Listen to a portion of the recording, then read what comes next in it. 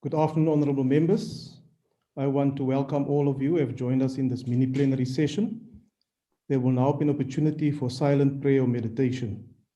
Good afternoon, Chair.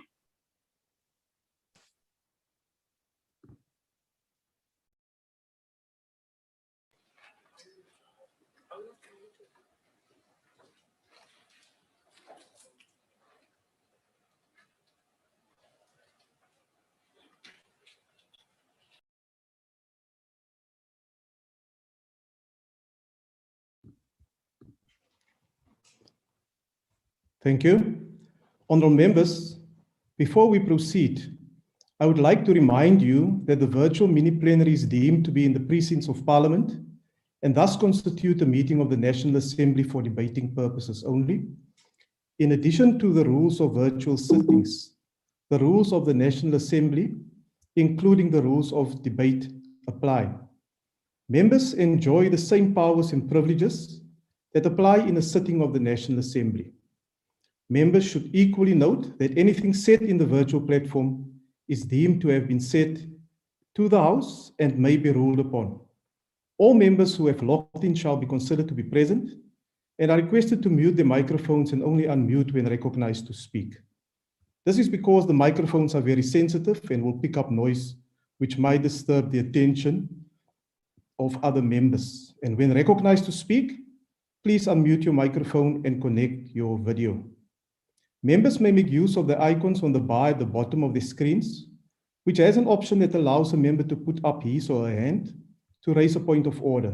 The Secretariat will assist me in this regard. When using the virtual system, members are urged to refrain or desist from unnecessary points of order or interjections. We shall now proceed to the order, which is debate on vote number 34, Mineral Resources and Energy Appropriation Bill. I now recognize the Honourable Minister of Mineral Resources and Energy. The Honourable Minister.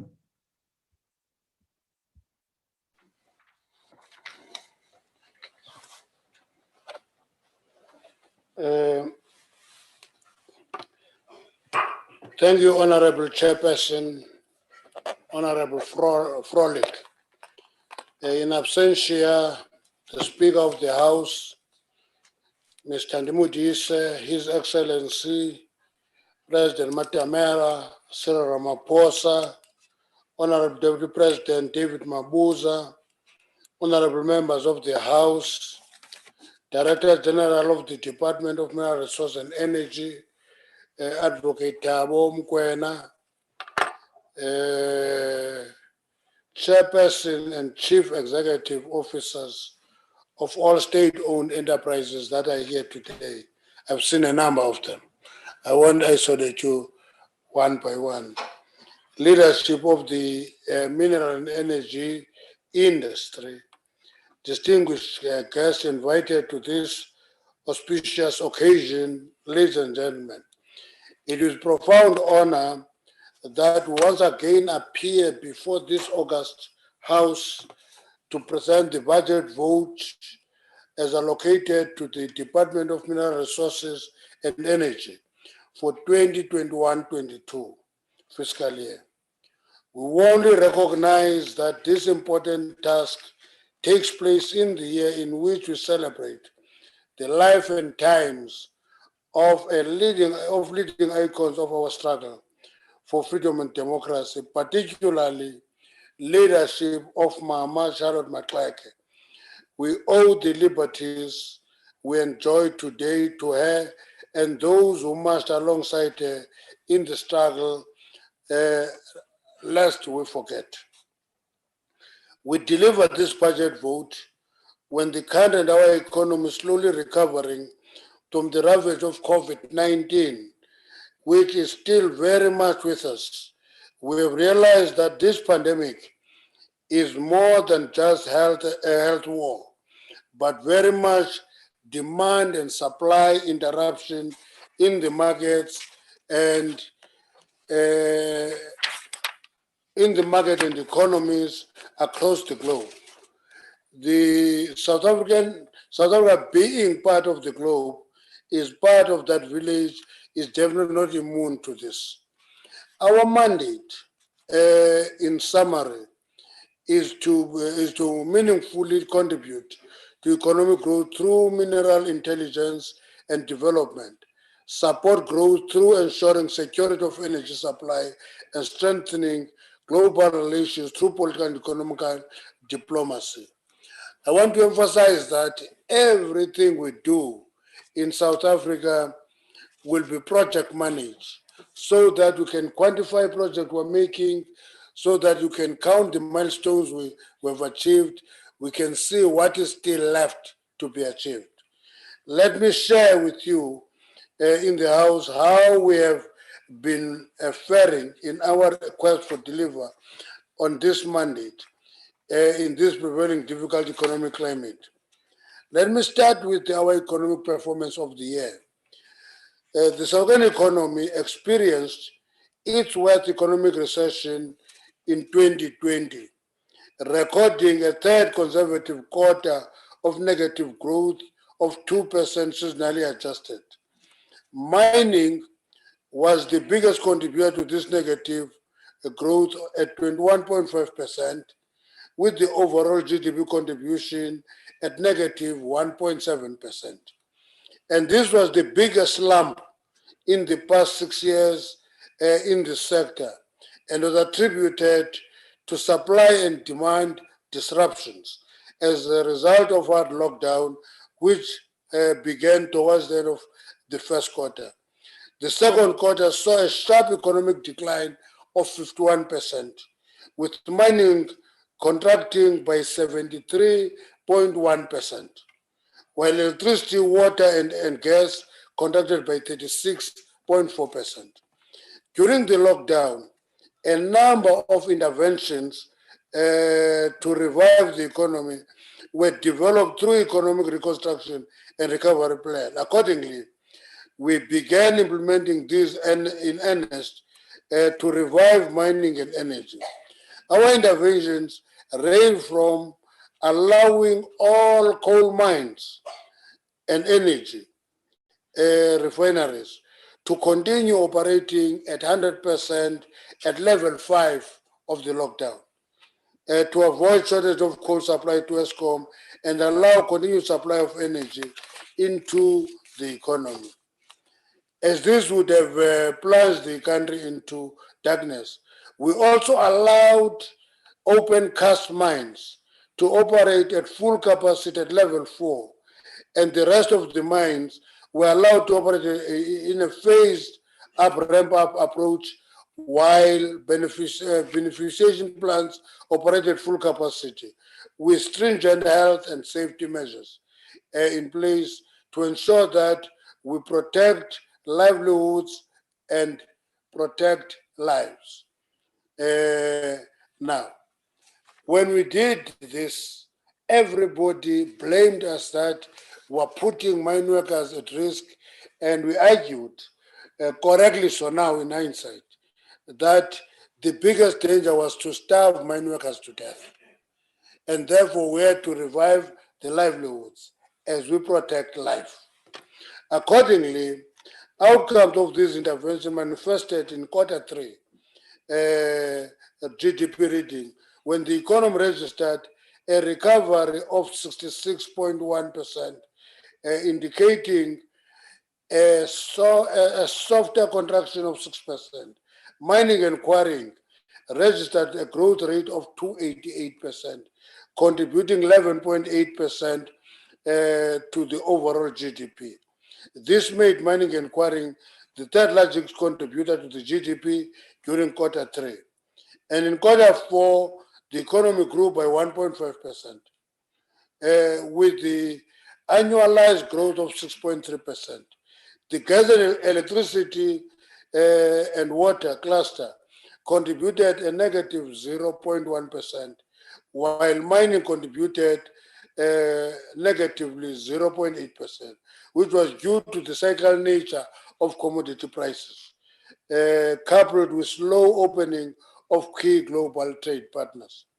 We are pleased with the stabilization of oil prices and positive signs by that mining is showing in our economy, as is registered 21.3% year-on-year growth in March 2021, following an 8%, a 0.8% year-on-year growth in February 2021. In addition, mineral sales increased by 46.9% in March 2021, following a 25.4% in February 2021. This performance is a confirmation that mining remains the bedrock of our economy and that our interventions are yielding great results in the economic reconstruction and recovery plan.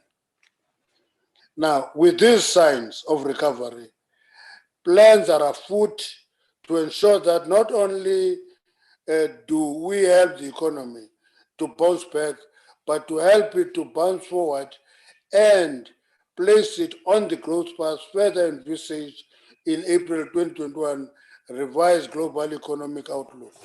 I'm making this point because sometimes we normally limit our aspirations to the pre-COVID stage.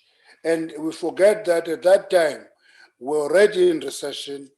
Number two, we're already downgraded by the rating agencies. And therefore, if we just want to reach that stage, we're less than being ambitious. So our ability, if we work together, must take the economy to much higher than where it was before COVID. So that is the point we're emphasizing. Let me go to upstream petroleum resources development. In October 2020, Total announced a significant gas condensate discovery on the Leopard prospect located in the Niqua Basin, 175 kilometers off the southern coast of South Africa. This Leopard well was drilled to a total depth of 3,400 meters and intercepted 73 meters of net gas condensate pay in well-matured lower Cretaceous reservoirs. Those are the names of the reservoirs. Following coring and logging, more work is being done to test the dynamics and the characteristics of the reservoir. This significant find places out offshore petroleum play a notch higher than we expected. So that discovery indicates that we have prospects of being a major player in the gas and oil environment into the future. In September last year, we set out to drill a 3,050-meter stratigraphic knoll in the Karoo to establish and test the occurrence of shale gas. This work also seeks to understand the share with this house of yesterday were drilled to a depth of 2,750 as of yesterday. And the first pocket of gas was intercepted at 1,734 meters, with further substantial amount intercepted at 2,467 meters, spanning depth of 55 meters. To date, a total of 34 gas samples have been bottled in canisters and taken to one of our laboratories for analysis. We have a commitment with the CEO of CGS that I will only go to Beaufort West once we get the results of those 34 bottles. If there is gas, I will visit the area. And so these two gas finds, the onshore gas operation in the Free State, coupled with more prospects that is underway along South African Western and Eastern territorial waters, are delivering positive signals that we will succeed in developing these resources in line with our ocean economy agenda. And I must register here that it's not going to be a smooth way to that growth, as most of the time when we make these discoveries, we get people who resist them, particularly on the basis of environmental impact. And what we forget when we do that is that the most developed countries that actually attack us to move from high carbon dioxide emission to low carbon emissions actually went through this development path and therefore expect us to just switch off. We are a developing economy, and that should inform our strategy in whatever we do in development. But our commitment to low carbon emissions is unwavering. We know that it's going to be a journey. That's why we talk of a transition, a just transition to that point. It means it is not going to be moving from one extreme to the other. The question of growth supported by secure and affordable energy supply. South Africa continues to pursue an energy mix as espoused in the country's energy blueprint, the Integrated Resource Plan. Even though South Africa and the rest of the world are increasingly under pressure in mitigate against climate change, South Africa's energy capacity is largely dependent on fossil fuels. And in an alternative universe, one would immediately eliminate fossil fuel generated energy, such as coal and petroleum. However, this is not our reality. Our reality is that we have vast reserves of coal and petroleum resources that we continue to discover, which we continue to exploit. Now, though this is the case, we are committed to just transition and have begun investing in clean technologies to ensure that we transition from high to low carbon economy while ensuring security of energy supply. That is where the contradiction is. Securing of energy supply and moving with the necessary speed to low carbon emissions. That contradiction is what requires us to manage. Because if we don't manage, we think that it will happen by luck. It can't happen. We're going to see disasters. Now, in 2020, we committed to interventions to deal with electricity supply shortages. We undertook to rapidly increase energy generation capacity outside of ESCOM. It gives me great pleasure to share with this House that we have managed to advance the following. Now, I'm going to give you these details to show you what I said. We manage every commitment we're making as a project, and it is project managed. And we don't want people to say this project, that project, and then we have too many irons on the fire. We want a project. Every time they say there's this project, the question we ask is, where is the project plan? Number two, who is the project manager? Three, who is in the management team? Four, what skills are in that team? Because if we don't have that, anything we call a project will remain an idea. Now, this is what we've been doing. The connection of 1,200 megawatts to the grid from projects signed under bid window 4 of the APP program, with remaining 1,000 megawatts planned to be connected not later than December 2021. The reality of the matter is that from bid window 4, there's 1,200 megawatts that is already connected, and 1,000 megawatts will be connected not later than December. That in itself is almost the size of Arnott Power Station. Once you connect all those megawatts, that is the size of Arnott Power Station. We have approved 8 preferred bidders with 3 recommended for appointment, subject to them meeting specific value for money conditions. The initiative will deliver a total of 1,995 megawatts of power into the grid within the next 12 to 18 months. That is concrete, and there's clear time frame.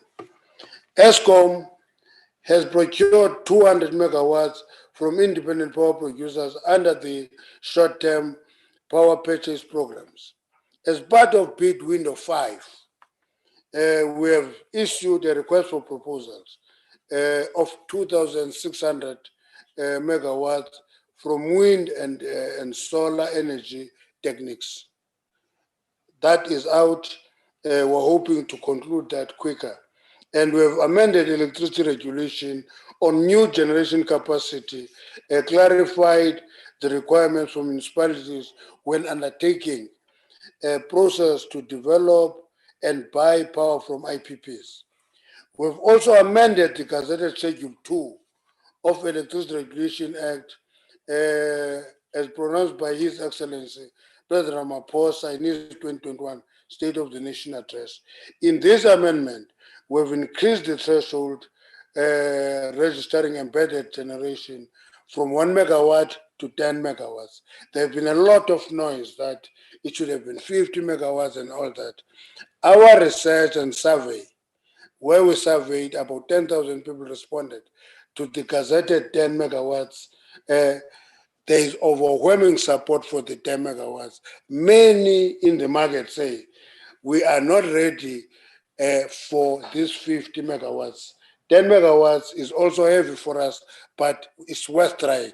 So we're doing it the right way, testing the market, graduating the need as we implement it. So the issue of debating academically between 10 and 50 is an academic debate. The reality of the market is that the market is not ready for this 50 megawatts, is very much prepared to adjust to the 10 megawatts because it was never prepared for it. NERSA has to date registered 200 projects under the 1 megawatt with a total of 94 megawatts and licensed 5 projects with only one megawatt. We have also noted with delight that the mining industry is also taking steps towards self-generation, which is in support of our initiative. To this extent, Goldfields will soon be building its plant to construct a 40 megawatt power station for self-use. Now, we are inviting all the mining companies that want to test their capacity to self-generate to come forward.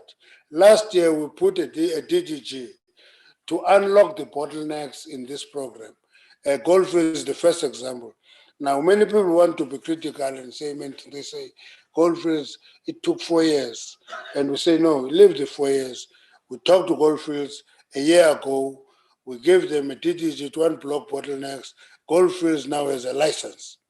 Other mining companies must come forward, will accelerate their process, work very close with NERSA, and therefore self-generation is allowed and it is facilitated. In the coming months, we'll be issuing additional requests for proposals as follows. 2,600 megawatts from renewable energy. That will happen around August 2021. 315 megawatts from storage. That will happen around August 2021. 1,500 megawatts from coal around December 2021. Many say, why coal? We say we have a responsibility to research on cleaner coal technology. You cannot experiment with cleaner coal technology in the abstract. You'll have to have allocated megawatts to coal to test cleaner coal technologies. 3,000 megawatts from gas, December 2021, 1,600 megawatts from renewable, January 2022. You can add the numbers. You will see that we're giving renewables a bigger chunk of megawatts to generate because of our commitment to move from high carbon emission to low carbon emission. So that commitment is not abstract, it's concrete, it's on the allocation of what they should be doing. In line with the Sustainable Development Goal 7 of achieving universal access to affordable, reliable, sustainable, and modern energy by 2030, we're forging ahead through our INEP program. And as such, we plan to connect 180,000 additional households in 2021-22 fiscal year. That is following 166,886 households connected in 2020-2021. Now, LNG. You see, Honorable Speaker, we continue our commitment of developing gas industry in our country. Accordingly, we have made some advances to that effect, and we're insisting on this one, that we must not just talk LNG.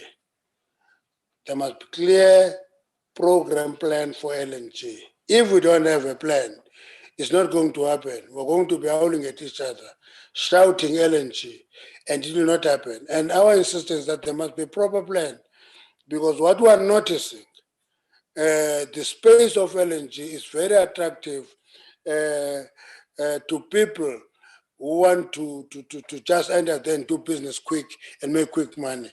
It must be planned properly, implemented properly, and not allow scavengers to fill that space and want to eat quick and be full in no time. If we don't do that, they're going to steal the LNG initiative. And it's our responsibility as a department to protect that space.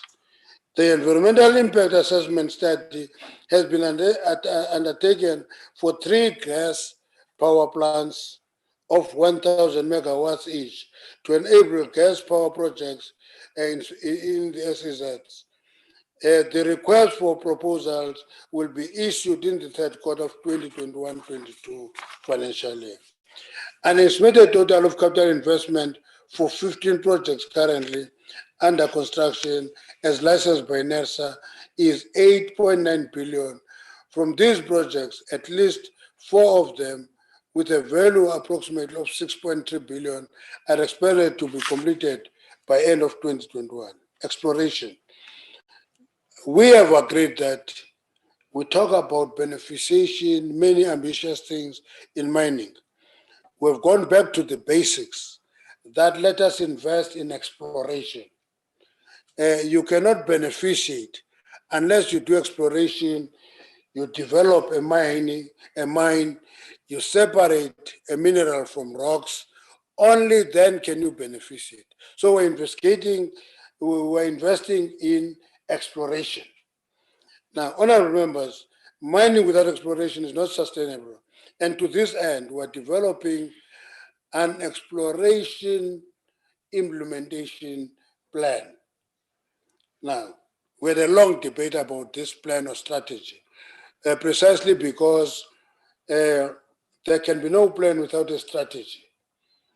Okay, we must have a strategy, then have plan to execute, to increase our share of the global expenditure in the next 3 to 5 years.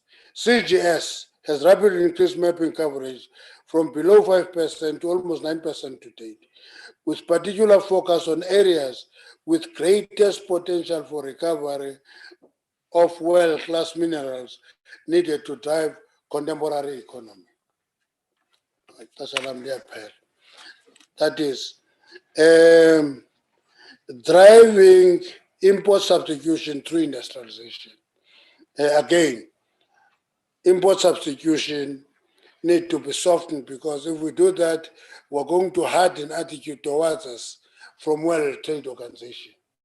But we need to put a lot of emphasis on industrializing. So in October last year, Cabinet approved Chrome beneficiation paper, which recommended several interventions ranging from providing framework for negotiated pricing agreements for intensive energy users, an export tax on chrome ore exports, technology improvements, self and cogeneration, among others.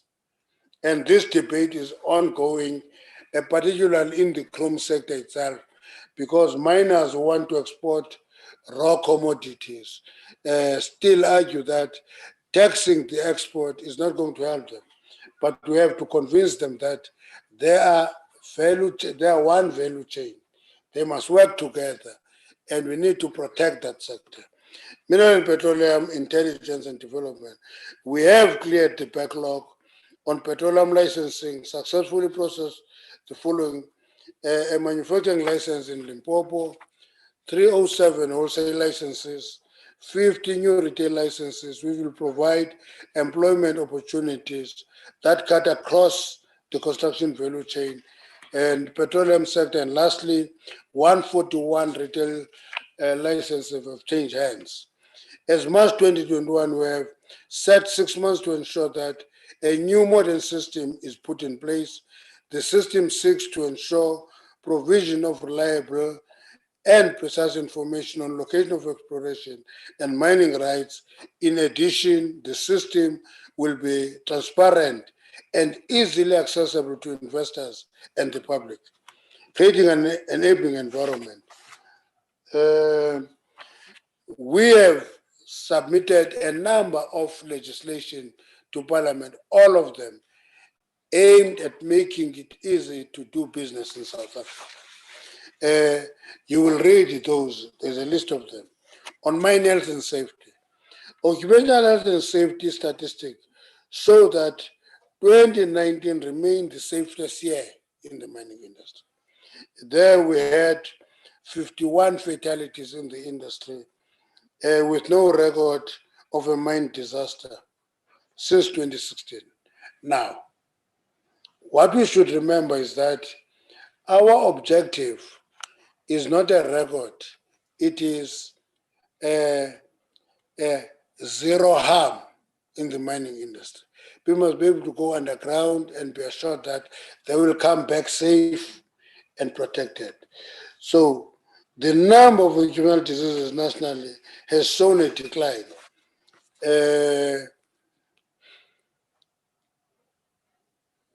This includes noise-induced hearing loss, silicosis, and TB. In 2020, we saw an improvement on mine injuries, with a total of 1,747 injuries compared to 2,452. Regrettably, the sector had 60 fatalities in 2020. Fall of ground, including seismic-related rock falls, remains a significant challenge. I must say that regression from 51 to 60 is qualified in terms of the health and safety analysis. That 7 of those fall in a category called miscellaneous. And I said, those are injuries that are not directly related to rockfall and injuries at work, but people lose their life underground. And we've agreed that death underground is a fatality. We must avoid it. We are aiming to have zero harm in mining. On the financials, the numbers of what is allocated to who is in the financials. Let me not go through them. Let me conclude by thanking the President, the Deputy President, my cabinet colleagues, honorable members in this House, Portfolio Committee, Mineral Resources, ZAT, and the Director General of DMRE and the entire DMRE team, leaders of our entities, organized labor, captains of the industry, for their continued support to the work of the department. Most importantly, I wish to thank my wife, my children, and their continued love and support they give me as I navigate this complex task. My heartfelt condolences to those who lost their loved one due to pandemic. We urge South Africans to continue adhering to COVID-19 regulation and keep safe. Thank you very much. Thank you, Honourable Minister. The next speaker is the Honourable Luzipo.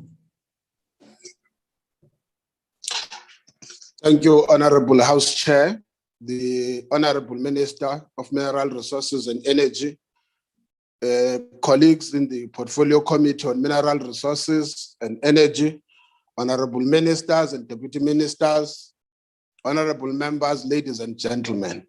First, let me extend a word of condolences to my colleague, Honourable Mahlaule, who has lost her maternal uncle.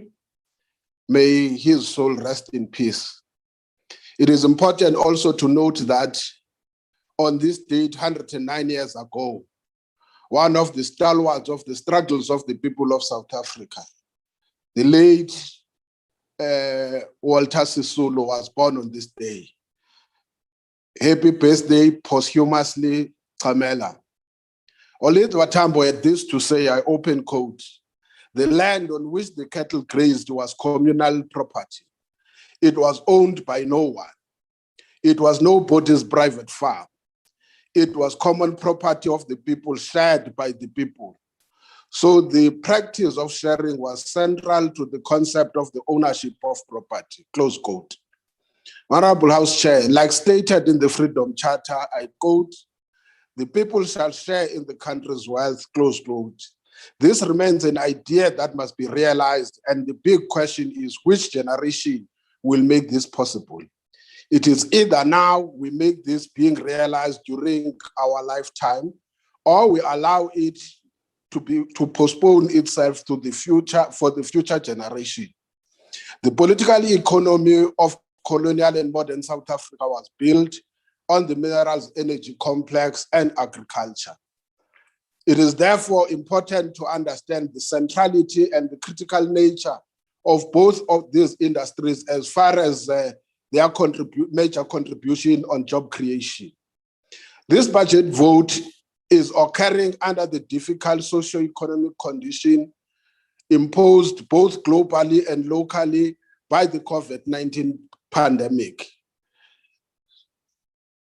At the height of the pandemic, the department ensured and had to ensure that workers on the mines were adequately protected in terms of their working conditions, but also the provision of the personal protective equipment.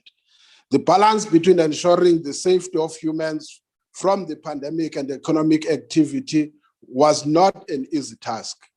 The department therefore needs to be congratulated on the role it had played in balancing exercise in ensuring the operations of the industry and the health and safety of mine workers at the same time. It is the contention of this contribution that the mining industry is not a sunset industry in a country which is rich in mineral resources.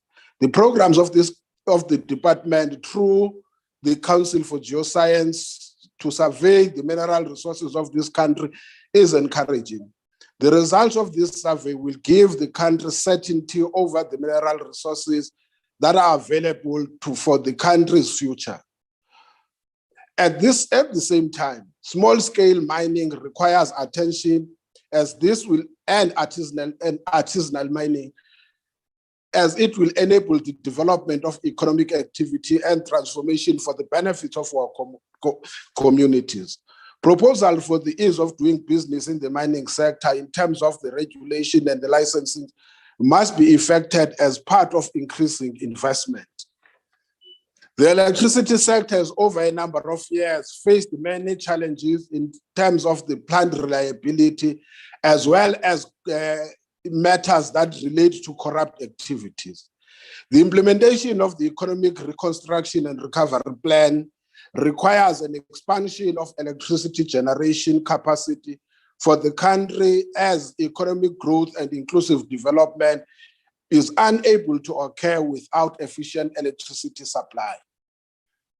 The next 2 years are important to ensure that the new electricity generation capacity is brought on the stream at the cheapest possible price for industrial, commercial, and domestic customers to eliminate load shedding and ensure inclusive economic growth and development.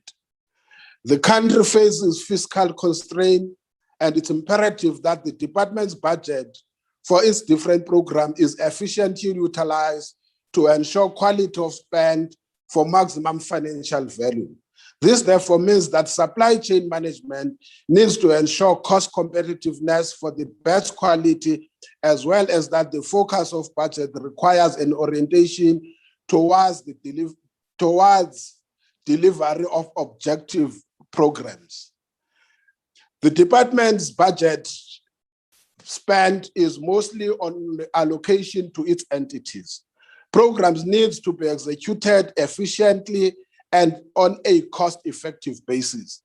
The committee is expecting, therefore, higher levels of performance from these entities, given the enormous task which faces the country the country for economic reconstruction and recovery. It is on those bases, therefore, that it is important to note that the committee has made a number of recommendations, amongst others, for the department to take into consideration to ensure that it explores funding options for incentivizing the prospecting, exploration, mining, and beneficiation on rare earth elements.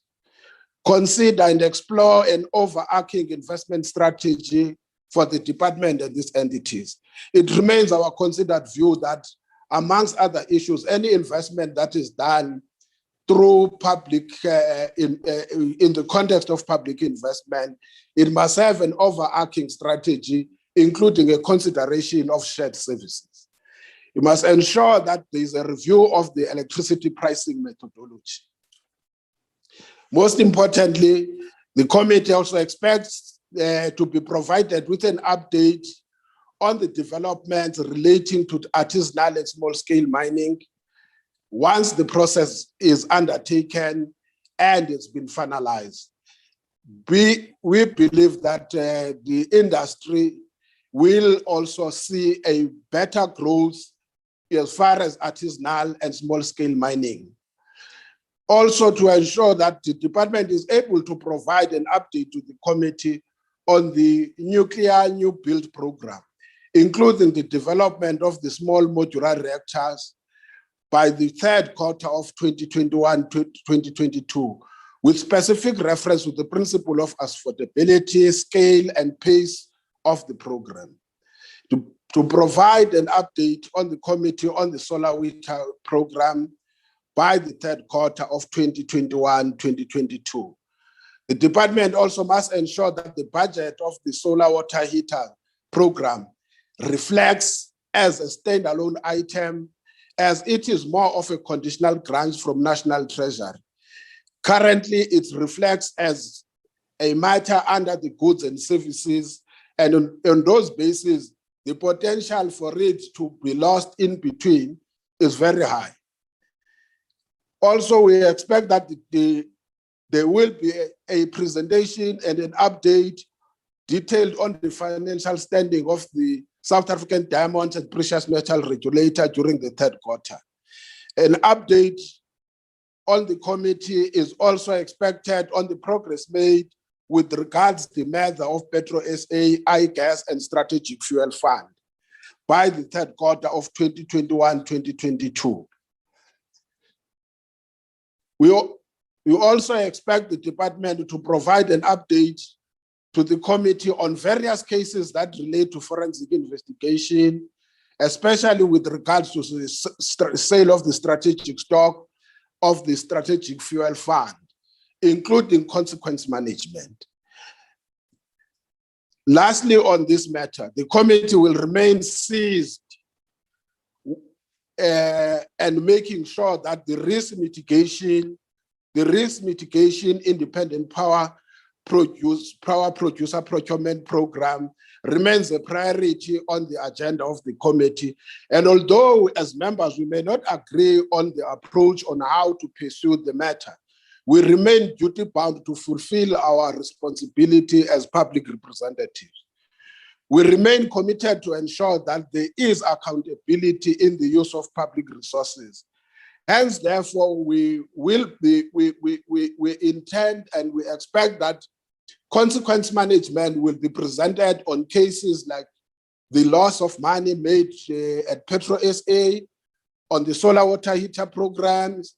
It is our view that part of the confidence that we can build for our people is to ensure that those who are found on the wrong side of the public place must be able to face the consequences that are needed.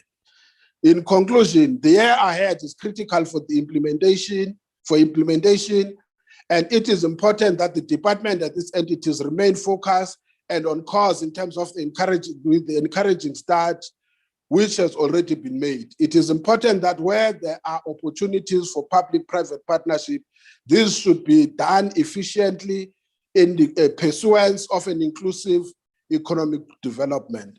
The role and functioning of the department is therefore encouraging and should continue on the path of ensuring national growth and development. Economic reconstruction and renewal is on the horizon, and let's clasp and nestle and realize our programs and goals. The ANC therefore support budget vote 34 of the Department of Mineral Resources and Energy. Thank you very much, House Chairperson. Thank you, Honourable Member. The next speaker is the Honourable Milam. Thank you, House Chairperson. Chairperson, it makes one wonder why it is that every year at SONA and budget speech and BRRR time, we have load shedding.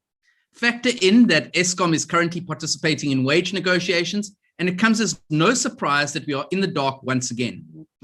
In considering the annual performance plan of the Department of Mineral Resources and Energy, there are several facts that need to be taken into consideration.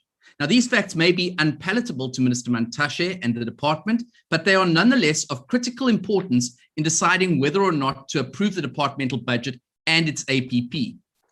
The first fact that we need to appreciate is that our electricity generation crisis is nothing new. It's been a reality the citizens of South Africa have had to live with since at least 2007. It is a lack of planning, poor implementation, and quite frankly, corruption that have brought us to this state of affairs. Minister Mantashe, in his former capacity as Secretary General of the ANC, bears some responsibility for this. He oversaw the Chancellor House investment in Hitachi Power Systems, which saw the ANC directly benefit from the Medupi and Kusile power station builds. And this will become relevant a little later in this debate.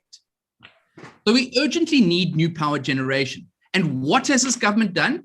It stalled the Renewable Energy Independent Power Producers Procurement Program for over 5 years. When it had the chance to reopen it in October 2019, after the long-delayed Integrated Resource Plan was finally approved, it delayed further, only reopening new bid windows a few weeks ago. And while we welcome this, it has effectively hamstrung South Africa's economy for the past 5 years and resulted in the loss of both manufacturing capacity and jobs. The second unpalatable fact is that this government has completely botched the Risk Mitigation Independent Power Producers Procurement Program. From the very start, it was clear that this program, despite its claims of being technology agnostic, was anything but. It was set up with the clear intention of ensuring that gas power, and more specifically gas power ships, would be the primary solution identified. More concerning, however, are the allegations around manipulation of the process. Allegations that point directly back to Minister Mantashe and the department. Now, remember what I said earlier about Chancellor House? The risk mitigation program appears to have been a conduit for ensuring that politically connected people benefit, and South Africa has to bear the cost. It's seen in scenes reminiscent of the early days of state capture. The ANC members of this portfolio committee believe that an investigation into the RMIPP bid process, its scoring, and the role of politically connected individuals in the process is outside the scope of the committee. Have you ever heard anything more ludicrous in your life? The lack of transparency on this program and lack of political will to probe it aggressively speaks volumes about the scale of the cover-up. The third unpalatable fact is that South Africa cannot afford a new nuclear build in the short to medium term. Decision 8 of the Integrated Resource Plan states that the country should, and I quote, commence preparations for a nuclear build program to the extent of 2,500 megawatts, and this next bit is the important bit, at a pace and scale that the country can afford because it is a no-regret option in the long term. Now, no affordability data has been presented to the committee. What information we have seen is based on figures dating back to 2015 and does not reflect a realistic projection of the true overnight cost of such a build. Eskom do not appear to have a real appetite for a nuclear build at this time. And given the perilous state of our fiscus, it is something we do not have the resources to undertake. A further concern is that the IRP talks about preparations, and yet the APP commits the department to procuring the 2,500 megawatts in 2024. There is clearly a disconnect here. This is not a no-regret option, and allowing the ANC to control a nuclear procurement process is a recipe for total disaster. Next, we need to consider the National Solar Water Heater Program. This project has been a disaster from the moment it was transferred from Eskom to the Department of Energy. 1 million solar geysers were supposed to be installed by 2015. But apart from the 400,000 installed by Eskom, there's been no real progress. This committee has been highlighting this as an issue for 3 years now, and every year the department promises resolution in mere weeks. So far, this program has spent over 300 million rand just on storage.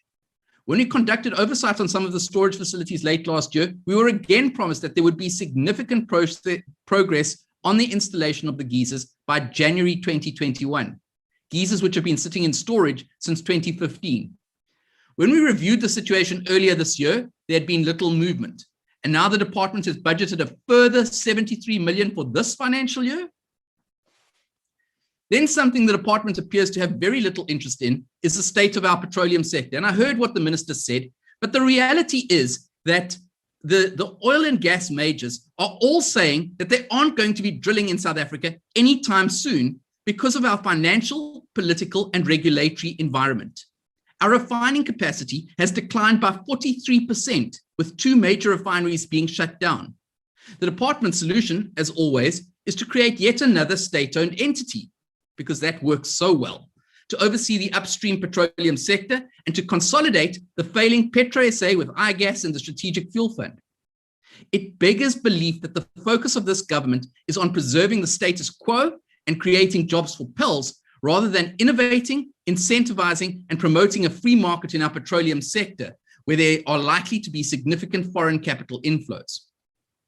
Chairperson, we cannot as Parliament be expected to approve a departmental budget when 2 of the bigger entities within the department, namely the Central Energy Fund and the Nuclear Energy Corporation, have not presented their APPs to the committee. And the department seems to think that they are somehow exempt from parliamentary oversight. Lastly, I would draw the minister's attention to the fact that there's been no real movement on the promises made over a year ago on the raising of the licensing threshold for own generation to 50 megawatts. And the president promised this. Despite the advice of Eskom, organized business, and civil society, it is now clear that the minister and the department are determined to hold on to absolute control of the electricity supply market at the cost of energy security and the saving of our economy. Minister Mantashe has repeatedly demonstrated that he has no real desire to transform our energy sector. He was handed a golden opportunity to ensure a better future for all South Africans, and to put it bluntly, like most transformers in this country, he's blown it. Thank you, Chairperson.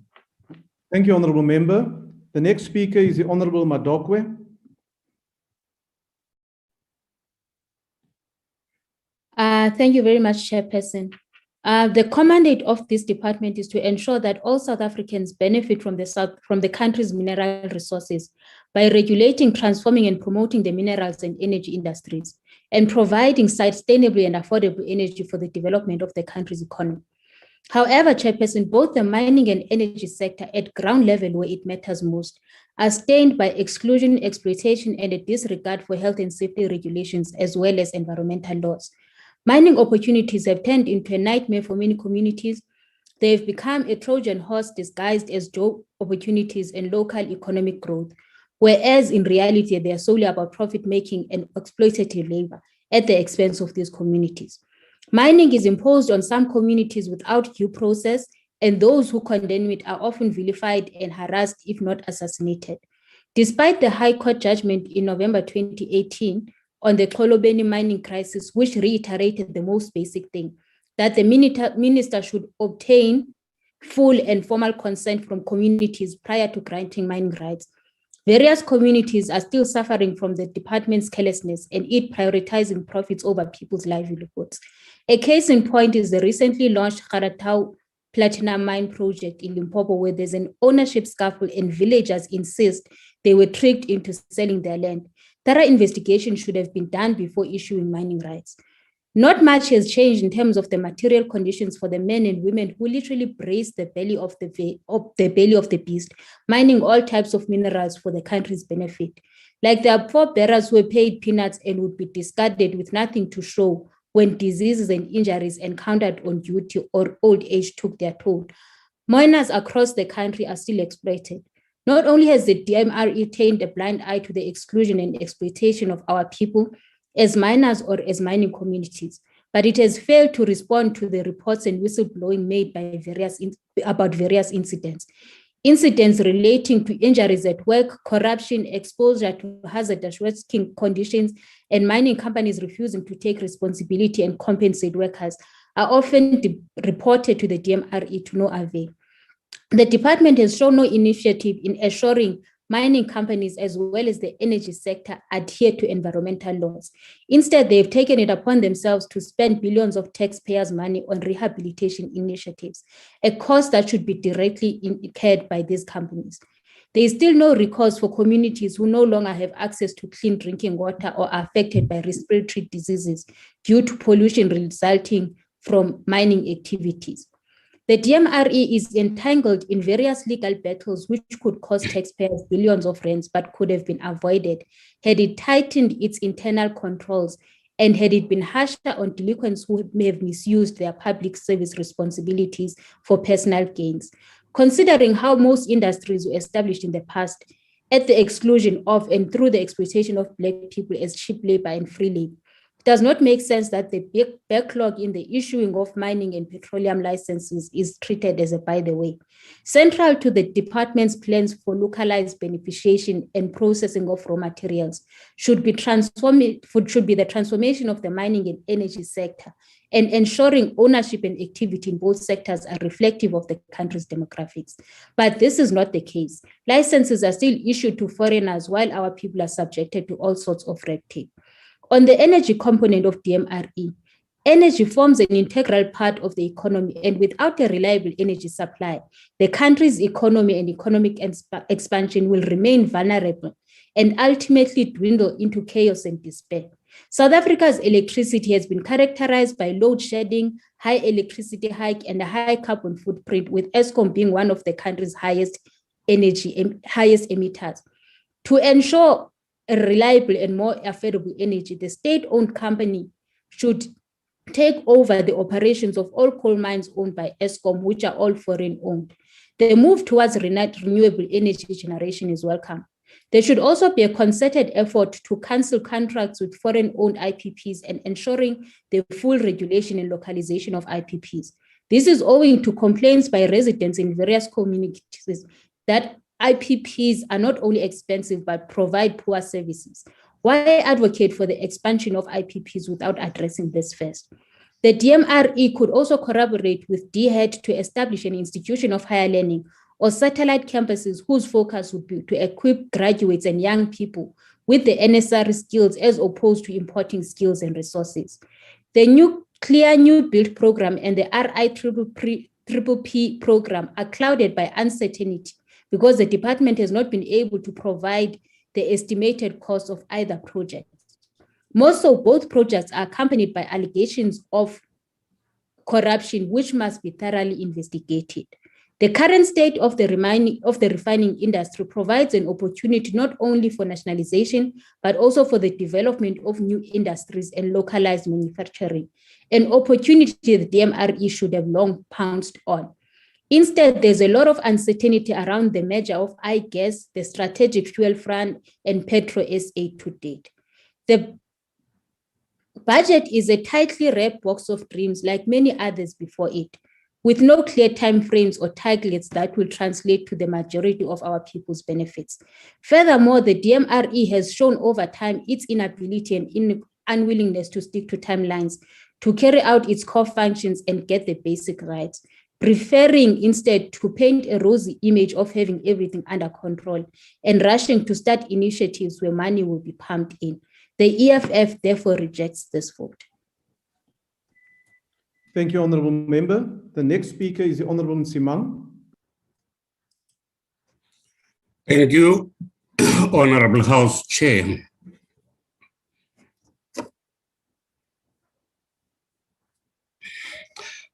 Honourable members, amidst the damaging economic impact of the pandemic that has stripped millions of our people of employment, South Africa experienced 859 hours of load shedding in 2020 alone. This is according to a recent report by the Council for Scientific and Industrial Research relating to power generation in our country. Honourable members, this alarming fact must sink in. How can we begin to talk of economic recovery when our government is crippling business owners in these already dire and uncertain times? On Sunday, 16 May, Eskom once again announced that stage 2 load shedding would be implemented. The grim reality is that load shedding will be with us for years to come. In addition to the strain felt by load shedding, we are also faced with an average of 15% in electricity tariffs. How do we expect a small business owner to have a fighting chance in these circumstances? In 2021 State of the Nation address, the president spoke of renewing commitments from government and business to buy local and to increase local production, as well as boost the manufacturing industry. However, honorable members, these promises ring hollow in the face of rising electricity tariffs and power shortages. The IFP has always championed the principle of self-reliance and therefore supports raising the licensing threshold for electricity generation. We wholeheartedly agree with the committee that the finalization of the recent electricity regulations that propose raising the threshold for electricity generation should be expedited. The IFP also strongly supports the committee's recommendation that the department should provide an update on the committee on the proposed nuclear new bid program with specific emphasis on affordability, as well as the scale and pace of such a program. Honorable members, the need for transparency, especially considering the government past controversial dealings in this regard, cannot be overemphasized. Honorable members, the debate on shale gas exploration in the Karoo remains a highly contested matter, and significant concerns have been raised about the potential impact thereof on this unique region. As far as we know, the Council for Geosciences was mandated to investigate the resource potential in the Karoo. We need to carefully monitor progress reports on this matter, and the IFP fully supports the committee's recommendation on this to this effect. In conclusion, honorable members, the energy sector remains a critical part of our economy. In these dire economic times, we need to ask the tough questions. We need to carefully analyze the performance of each program of the department and its entities, and we need to demand accountability. The IFP remains firm in our resolve to secure to ensure that accountability and transparency are enforced. The IFP supports the committee's report. I thank you, Honorable House Chair. Thank you, Honorable Member. The next speaker is the Honorable Boshoff.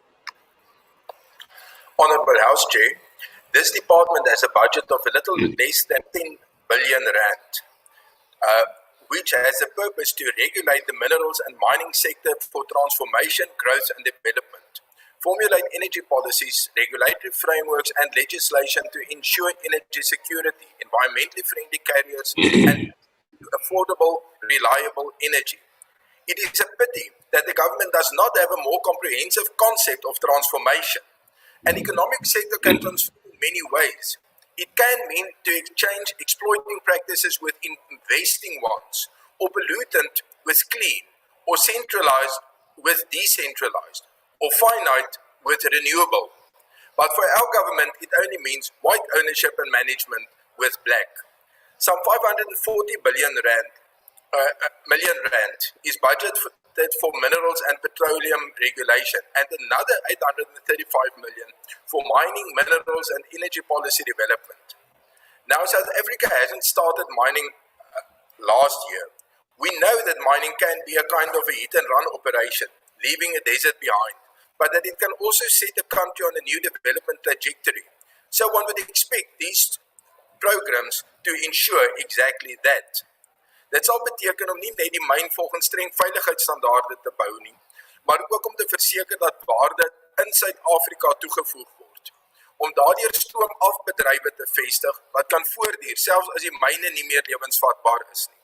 Om beurse toe te ken vir ambagslui, ingenieurs en bestuurslui, om seker te maak dat paaie en spoorlyne voldoende is vir dit wat vervoer moet word. Maar wat kry ons? Mynlisensies wat in die Kalahari toegeken word sonder planne oor hoe die erts by die hawens moet uitkom. Selfs sonder planne om erts te verwerk sodat die massa wat vervoer moet word kan verlaag. Ander maatskappye koop vlote vragmotors wat, as dit volgens wet gelaai word, met 40 ton erts per paaie ry wat nie daarvoor gemaak is nie. Dit is nie dat daar nie spoorlyne is nie. Dit is dat die Sessions Saldanha spoorlyn reeds sy volle vermoë dra en dat die spoor wat oor Kimberley na Kuga gaan te verwaarloos is om die groot vrag te dra. Nou word smal paaie sonder skouers vol gate gery, omdat die substruktuur van hierdie landelike paaie nie vir die soort verkeersdrukte gebou is nie. Verlies aan lewe en goedere as gevolg van motors wat deur slaggate ry en bande verloor, wat te vinnig uitswaai en buite beheer raak, of bestuurders wat moeg raak, is iets wat die mense van Barkley West, Lukhof, Philipstown en Craddock goed ken. Die ongeluk waarin Larissa Jones wonderbaarlik aan die dood ontkom terwyl 'n vragmotor by Oranje jaag sonder om te stop, is op sekuriteitskameras vasgelê. Haar voertuig is eenvoudig deur die impak van die pad afgeslinger. Die fiksheidsinstrukteur leer tans al haar bewegings van vooraf aan, nadat haar bekken en albei bene gebreek is. In Prieska hou sekere elemente die dorp eenvoudig gijselaar, deur telkens die ekonomie tot stilstand te dwing. Die rede? Hulle vrees dat hernuide mynbou in die omgewing niks vir die plaaslike gemeenskap gaan beteken nie. Die Departement van Minerale, Hulpbronne en Energie dink dit het niks met hulle te doen nie. Daarom beveilig die myn homself met behulp van 'n hofbevel en die Suid-Afrikaanse Polisiediens, maar gewone sakelei en Prieska word gelos om dood te bloei. Een ligpunt. Die programme vir regulasie en beleidsontwikkeling sou baie seker gemaak het dat voorwaardes vir swart ekonomiese bemagtiging nagekom word. In the meantime, energy supply is a main contributor to greenhouse gases in South Africa and elsewhere. Exciting possibilities exist with renewables, undercutting the prices of all kinds of fossil fuels. But South Africa imports ships to produce energy from natural gas for a short term of 20 years. It is already 4 days since Amabungane described in detail how every second rule in this power bid had been changed as if to benefit a single company. Maybe these ships are needed as a market for fracking the Karoo or the Eastern Free State.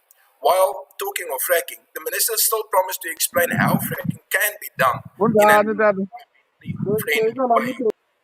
2 energierevolusies vind tans plaas. Die een is hernubare elektrisiteit wat goedkoop en deur elke huishouding en besigheid opgewek word. Die ander is elektriese vervoer wat die aanvraag na petroleumprodukte erg gaan inkort. Albei verwikkelings is goed, maar die begroting bevorder dit nie. Dit neem dit nie eens in ag nie. Die VF+ stem teen hierdie begroting. Baie dankie, huisvoorsitter. Thank you, Honourable Member. The next speaker is the Honourable Thring. Honourable House Chairperson, the ACDP notes that the Department of Mineral Resources and Energy is asking for an overall real budget increase of 16.4%, with more than 80% of this budget allocated for transfers and subsidies, where 2/3 of that goes to Eskom and municipalities for the implementation of the Integrated National Electrification Program. The INEP planned to achieve universal access, defined as 97% of households by 2025, revised from an original target of 2014. This program affects our needy indigent communities and, if properly and expeditiously implemented, affords them dignity the ability to access digital technology, and provides hope of a better future for their children. It is unfortunate that this deadline continues to be extended and that in the budget adjustment reprioritized towards COVID-19 fiscal response package, 1.5 billion rand came mainly from electrification grants, with household electricity connections being reduced by a quarter to just 137,000. The African Christian Democratic Party therefore adds its voice to others as this reduction increases the electrification backlog as well as impedes the pace. But with Cocter noting in 2018 already that 87 out of 278 municipalities were dysfunctional or distressed, and with that list growing since then, we in the ACDP compel the department to put in place extra fiduciary checks and balances to ensure that the INEP transfers are used for the correct purpose. This is necessary, especially in the light of recent news articles stating that more than 9 billion budgeted and disbursed by National Treasury to local government for the provision of free basic electricity to the poorest of the poor has been misappropriated by municipalities in the 2019-20 year alone. Unless the ACDP suggested intervention is implemented, these transfers will suffer a similar fate. The ACDP cannot understand why the minister and his department would want to procure the expensive car powership gas for 20 years, and why, according to the energy expert Clyde Melanson, arbitrary restrictions are in place which crowd out a number of cheaper options such as solar and wind energy, pushing them out of the loop. Surely the latter options of adding solar and wind energy into the grid ticks the boxes of the greening our economy, creating more jobs in South Africa through beneficiation and localization. It's a win-win situation. In conclusion, the ACDP notes with concern that a vacancy rate of 7.89% on active posts is posted for a portfolio requiring technical expertise to fulfill its mandate, and the ACDP calls for timelines to be set to fill core vacancies. I thank you. Thank you, Honourable Member. I will now invite the Honourable Lesoma to preside over the rest of this mini plenary session. The Honourable Lesoma.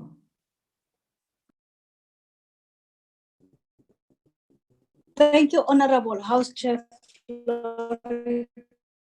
Thank you very much. Now I recognize the member from UDM. Thank you very much. Member from UDM. We shall proceed, honorable members. Now I recognize Member Malinga from the ANC.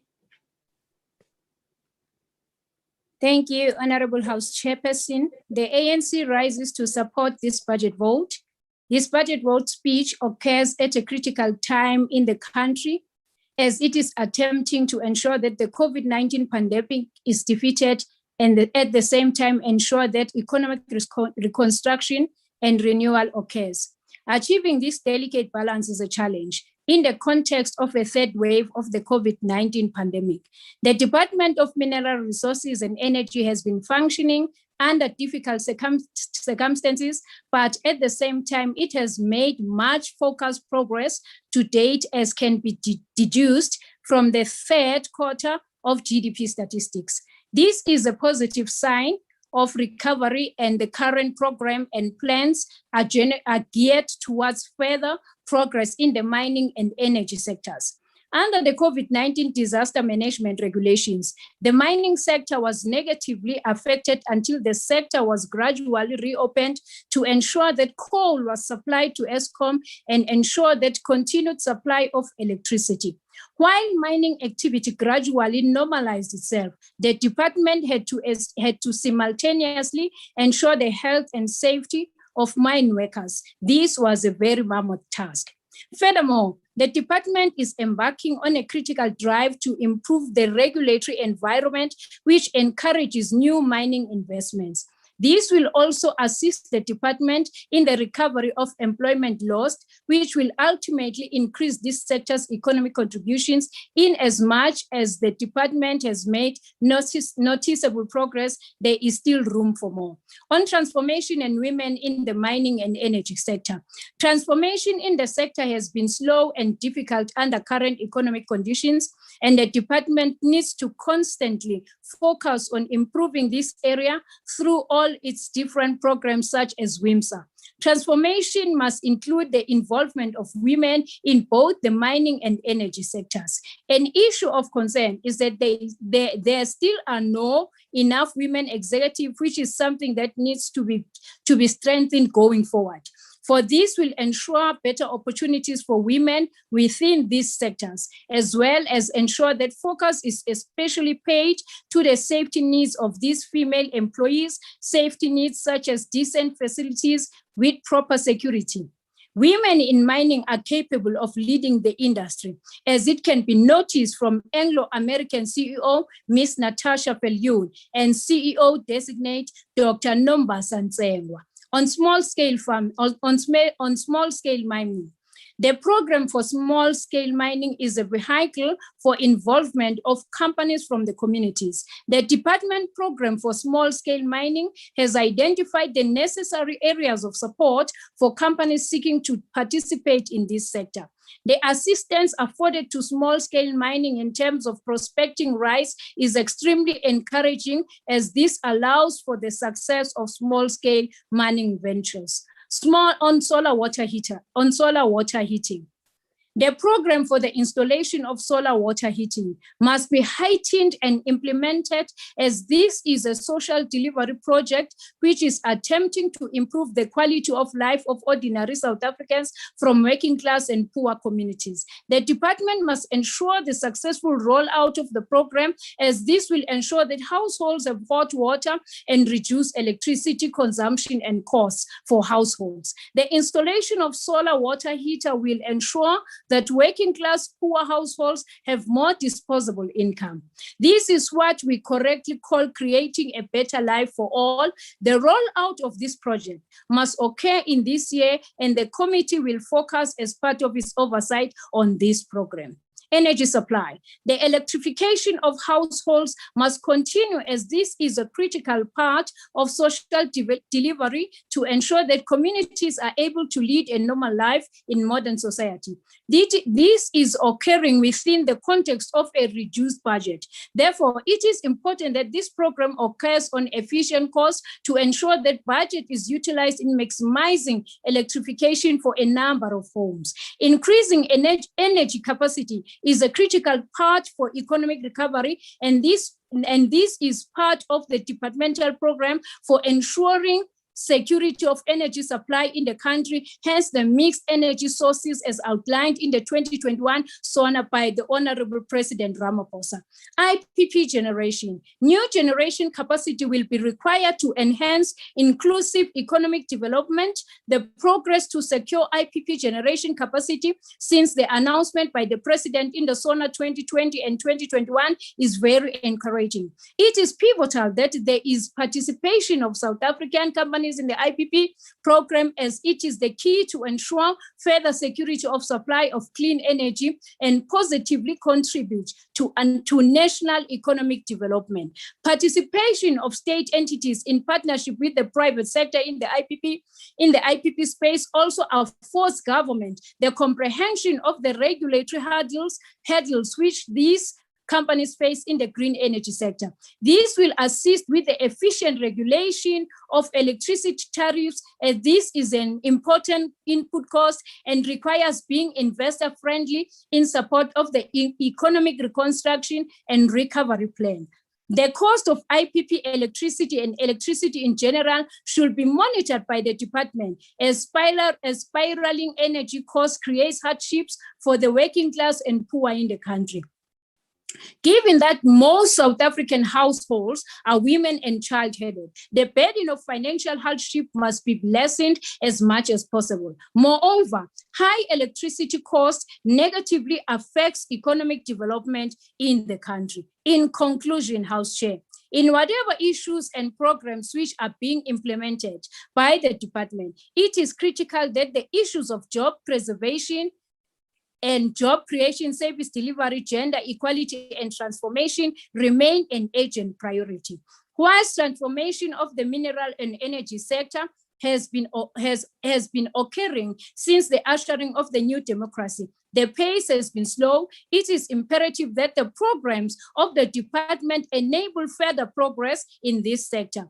The department has certainly laid a firm foundation for development and resolution of many issues in the mining and energy sectors, and this requires a focused approach for implementation. The department is keen on making every rand spent count for social delivery and economic renewal. I thank you, House Chair. My remaining minutes I give to Honorable Pula. Thank you very much, Chair.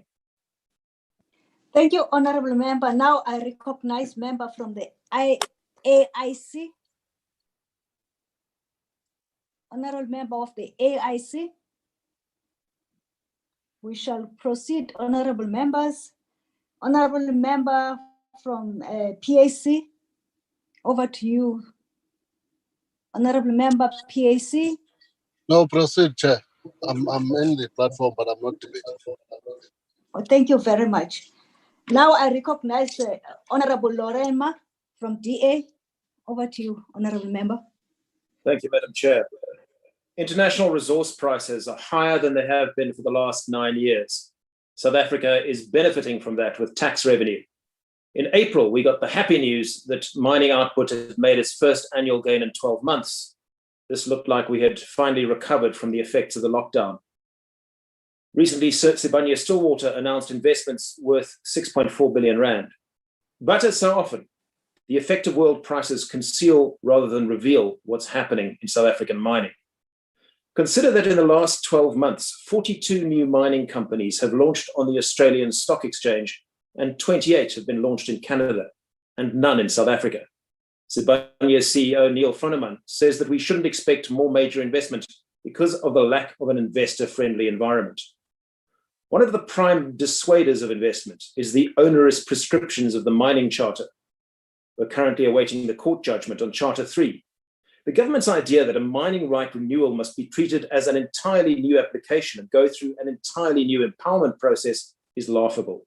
Do you really think that anyone will invest in a major mine when they can't predict what new costs you will impose on them with each rights renewal?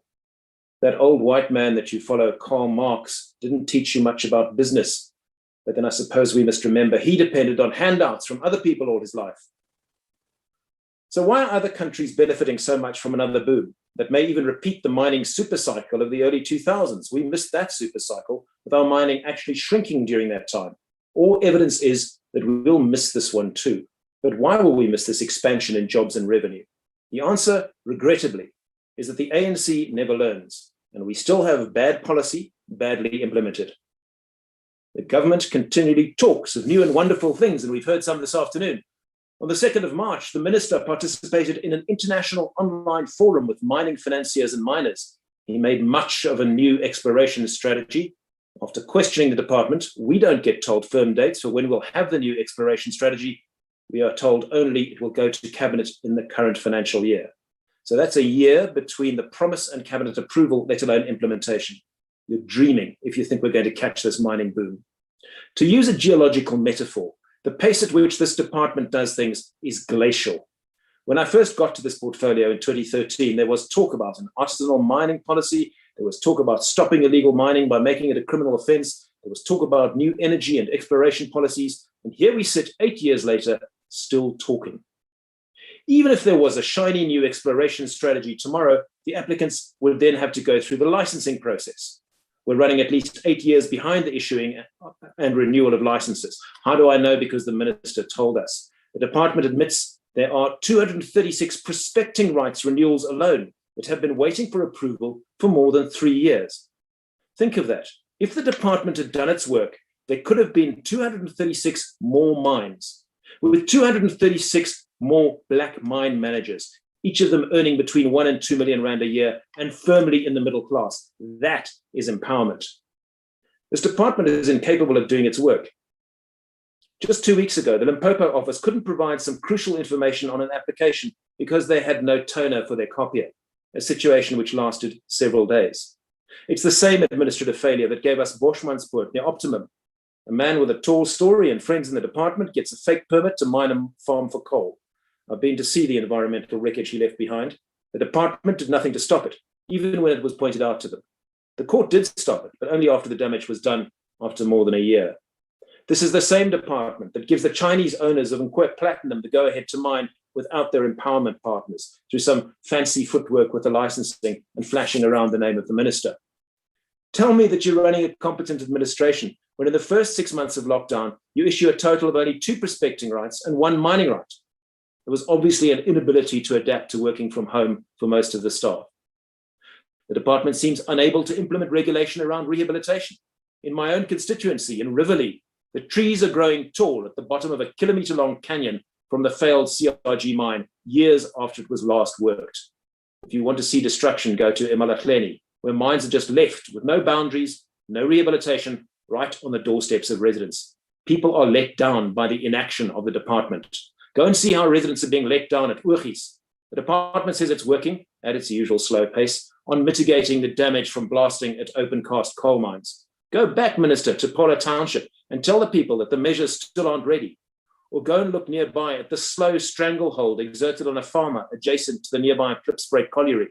The blasting has ended the dairy farm, the borehole is poisoned, his house is destroyed, and the mine wants to buy him out for less than bank value.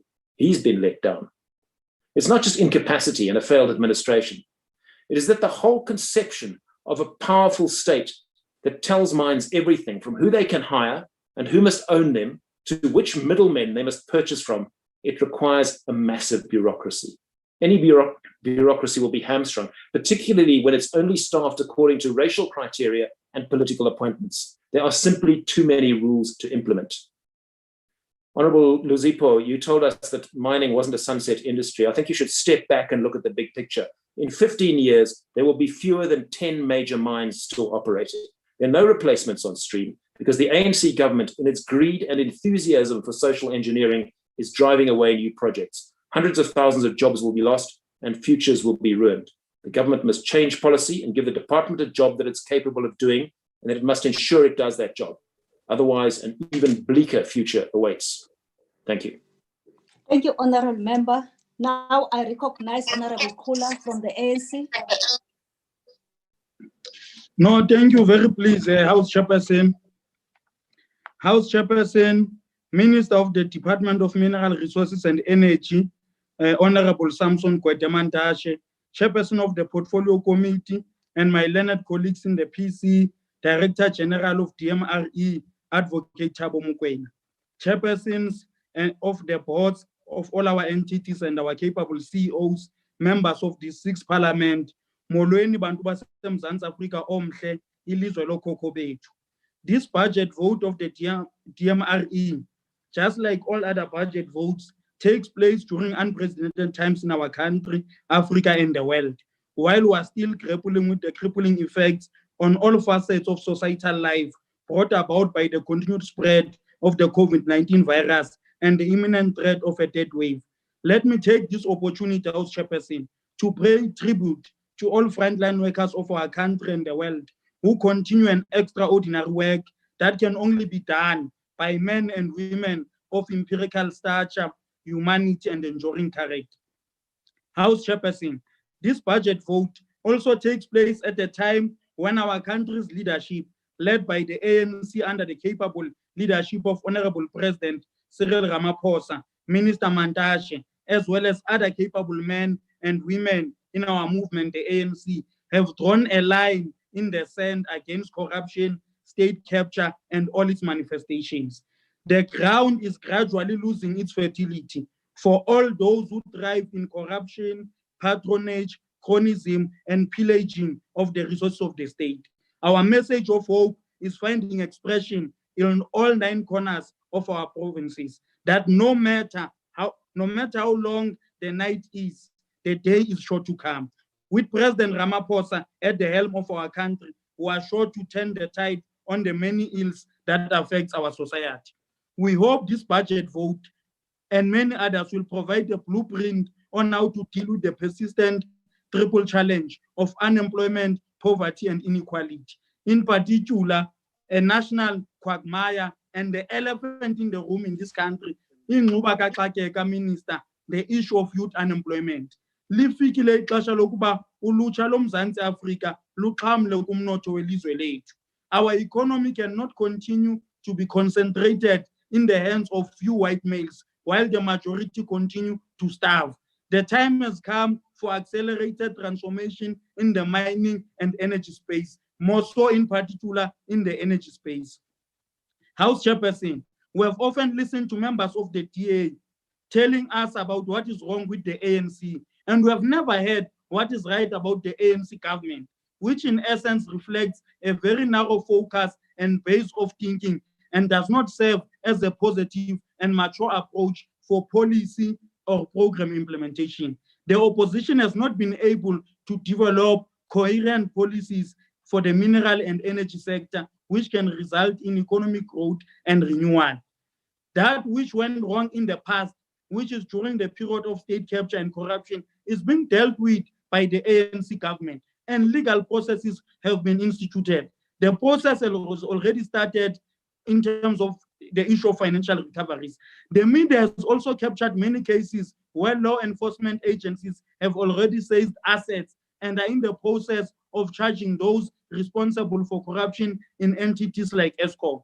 However, members of the opposition missed the point of this budget vote. The budget vote is about implementation of government policies and programs to enhance economic activity, job creation, development and service delivery, and transformation through the budget programs of the department. It is about performing on those programs to ensure the transformation of the country in favor of the people of South Africa. So, House Chairperson, let me focus on the positive task at hand before responding to the opposition. The people of the country are experiencing serious hardship due to slow economic development and growth caused by the pandemic. The people of this country are looking for solutions to low economic growth and high employment from government and its entities to say, how do we deal effectively with low economic growth and development, which was exacerbated by COVID-19? It is therefore imperative that job preservation and creation in the mining and energy sector becomes part of the priorities of implementing departmental programs. The improvement in electricity generation through the work that has progressed in relation to Medupi and Kusile is an indication that we are moving in the right direction. The finalization of IPP bidders and the next round of bids are geared towards the expansion of electricity generation sector. This is important in ensuring that development of a green industry in support of renewable energy industry. However, we understand that renewable energy can only supply a maximum of 30%. It cannot supply the totality of the energy space. This is to ensure that the economic scale needs to be maintained to ensure the cheapest price of electricity to end users, which are the most important people, the end users, not anybody else. This means that other energy carriers will continue to play an important role. It is encouraging, House Chairperson, that the department is processing through its entities the refurbishment of Kuber nuclear plant to extend its life and the Section 34 determination to initiate new capacity. This energy carrier does produce cheap electricity. Once infrastructure is on the ground, the refitting of ESCOM power station, which are nearing the end of their life cycle, is critical to ensure that there is no decrease in the country's generation capacity. On the liquefied fuel gas, the oil and gas sector and its development is critical for the efficient functioning of the economy. While the country has been able to ensure security of supply, it is imperative that planning and development of infrastructure in this sector also occurs.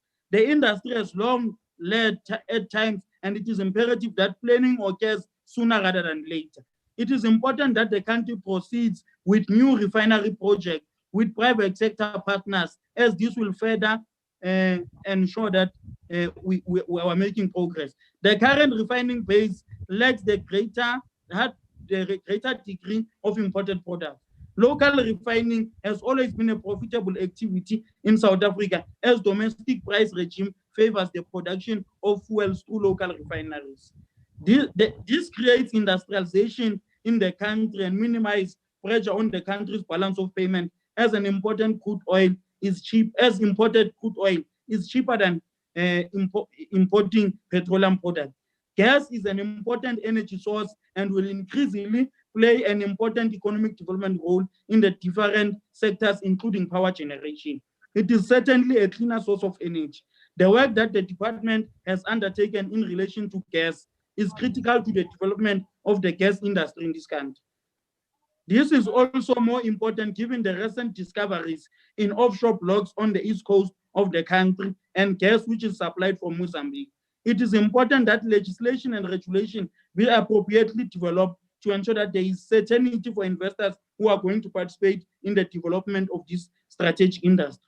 Moreover, House Chairperson, it is important that NERSA, as a regulatory authority, is empowered to deal with the regulation of prices and its transmission and supply. This is an important area of development as it will contribute towards economic development and an emerging industrial sector. On the Democratic Alliance, House Chairperson, the DA has made it its personal mission to give unwarranted and unwanted lectures on how the ANC must govern. This is informed by their bully boy mentality, racial superiority belief, and a lack of trust, not only in the Black government, but in the ability of Black people to govern.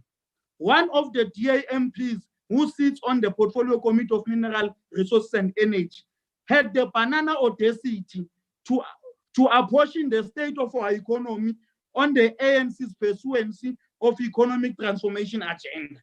This must tell you about the kind of characters we have in the DA, that Black people who continue to vote for the DA must know that the Democratic Alliance is only concerned with maintaining the current unfair and equal status quo in terms of our economy. House Chairperson. House Chairperson, history written by blood, the DA must know this thing, that history written by blood will never be erased by lies written in ink. The truth remains that the DA has never loved our people. The DA has never loved our people who are the poor, the working class, and the marginalized masses of our people. Their opposition to the mitigation and the risk mitigation independent power producer procurement program turns a blind eye on the aim of this program, which is to ensure that we alleviate the electricity supply constraints and to reduce the extensive utilization of diesel-based peaking electrical generators in the medium to long term. The genesis of this opposition, House Chairperson, is that their own preferred bidders, have not been identified as preferred bidders by the DMRE. It is a known fact that some in the DA have arrogated to themselves the status of being surrogates of some power producers in this country. At first, House Chairperson, they accused the DMRE Director General Advocate Mokoena of benefiting from the program through one of his companies, only to retract their baseless accusation when they found out that it is false. How can as a country we trust such peddlers of lies, House Chairperson? The DA also want to apportion some of the blame. They say the electricity generation problem is